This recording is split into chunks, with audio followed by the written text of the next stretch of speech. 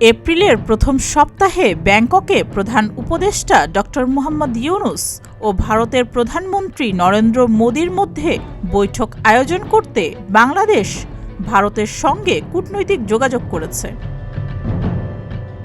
আগামী ২ থেকে ৪ এপ্রিল থাইল্যান্ডে ষষ্ঠ বিমস্টেকের শীর্ষ সম্মেলন অনুষ্ঠিত হবে। এ সম্মেলনে ভারতের প্রধানমন্ত্রী নরেন্দ্র মোদি ও বাংলাদেশের প্রধান উপদেষ্টা ড. মোহাম্মদ ইউনূস অংশগ্রহণ করবেন।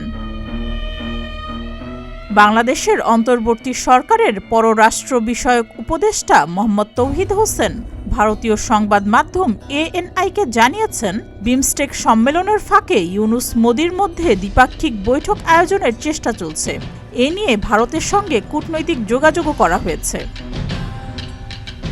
এর আগে জাতিসংঘের সাধারণ অধিবেশনের ফাঁকে ভারতের প্রধানমন্ত্রী নরেন্দ্র মোদি ও অন্তর্বর্তী সরকারের প্রধান উপদেষ্টা ড. মোহাম্মদ ইউনূসের মধ্যে বৈঠকের জন্য বাংলাদেশের পক্ষ থেকে একটি চিঠি দেওয়া হয়েছিল।